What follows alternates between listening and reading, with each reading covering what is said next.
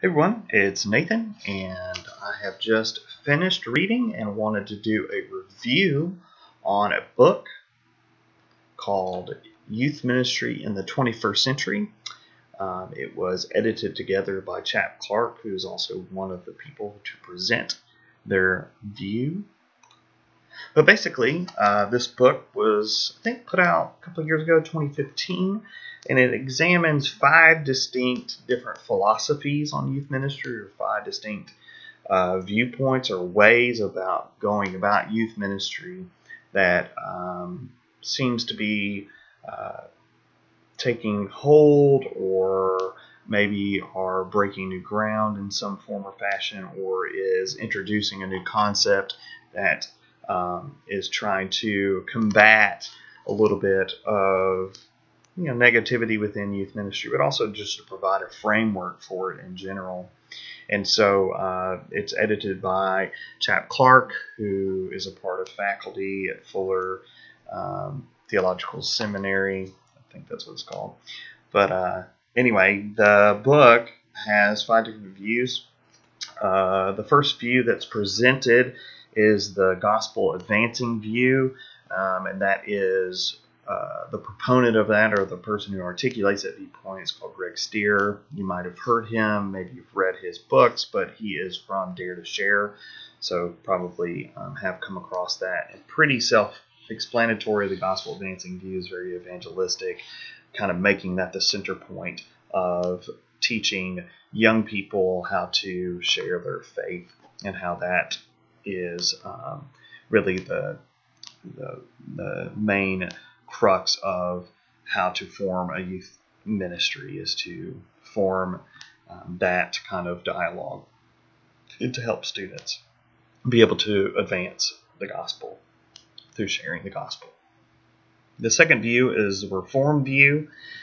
Once again, kind of a little pretty easy to hear that viewpoint and kind of guess what it is, but ultimately it's a very Reformed Presbyterian, almost probably Orthodox kind of view that focuses on building a youth ministry that is centered around the Word, fellowship, the Lord's Supper, prayer and service, or the means of grace. I believe that that's how it's exposed, or explained, I should say. The third view is the adoption view, which is presented by Chap Clark. Basically, it is youth ministry is adopting young people into the family of God. Or to put it more clearly, as it says, the goal of youth ministry is adoption is for every child, every adolescent, every young adult to be so embraced by the community faith that they know that they always have a home, a people, and a place where they can discover who they are and how they are able to contribute. So that's kind of the viewpoint of that youth ministry should be this adoptive view into the life of the church. The fourth view is the ecclesial view. Fernando Arzola, I think that's how you say it. It focuses on incarnational ministry. Basically, what I get from the viewpoint, just to sum it up, is it is to combat an individualistic kind of faith, and to be the church, the early church, or to reflect the togetherness that you kind of read about, the communal aspect of the church, and they try to bring youth ministry back into a historical, traditional viewpoint, and not make it so much about the power of your program or individualized spirituality, but bring it back into the communal whole of the body of Christ. And then the D6 view is presented by Ron Hunter, and basically this is focused on Deuteronomy 6, being where that's coming from, and it being more of a family inclusion model of understanding the importance of guardians or parents in the family and bringing up the faith. And youth ministry should be in partnership with parents in the spiritual formation of young people. So some of the stuff I liked about the book, It presents 5 different views, which is always nice. I think it is not necessarily within youth ministry, but maybe outside viewpoints that youth ministry is very cut and dry. We kind of know, the goals and the aspects and how to get there. And, you do some programming, you go to some camps, retreats, and that's youth ministry. So it was nice to read some articulations that kind of broaden that perspective, I think, and kind of broaden the horizon on that. So that was one of the things I liked. All of the views have strong people who are writing in favor and articulated, I thought, very clearly in such a short span of time. I mean, most of these probably already have books written specifically about just that viewpoint and give longer views. So I feel like this is a good introduction to several different philosophies or viewpoints or frameworks, and that you could go seek those out and find probably longer articulations of it that might answer some of the questions you may have. Another thing I liked is that there is a critique of all of these views by the other people who are presenting their own, and I thought all of those were pretty fair.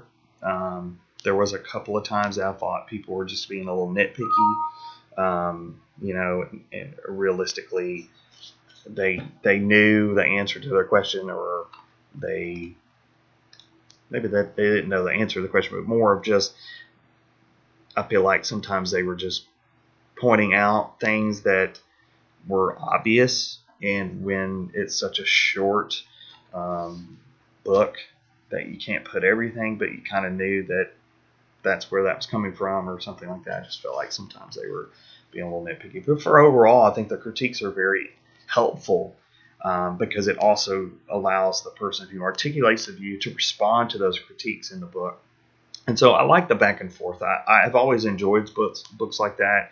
There's one where N.T. Wright and Marcus Borg, The Two Views of Jesus, I think that's what it's called. I love that book. It's just a point, counterpoint of articulations about Christ. And I like books like that. I enjoyed this one for that. Things that I wish there was more of the book. I know it's hard for people to sit down to read a book longer than 200 pages, but it definitely needed more. I think it would have been nice to have a little more for each of the articulations of the viewpoints. But ultimately, I thought it was a pretty solid read and a good length. Obviously, there's some missing viewpoints that I think could probably be a part of a larger volume of articulations on youth ministry, including there's no women who are a part of this, and there's not a whole lot of diversity, people of color, different kinds of backgrounds in that way.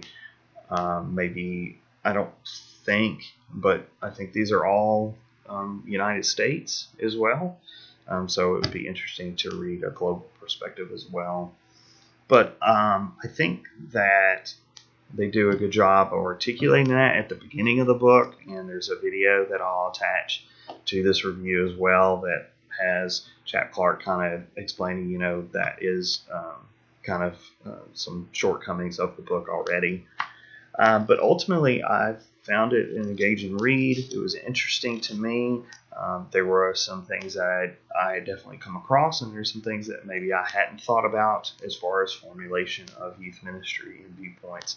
So if you're looking for something that you want to kind of broaden your horizons when it comes to youth ministry, or just read something interesting and hear the critiques of it, if nothing else, I think that is worth the price of the book. So I recommend reading Youth Ministry and the 21st Century, 5 Views. Like I said, it's a couple of years old, and I would recommend you being able to take a look at that book and maybe hearing some viewpoints that you haven't heard.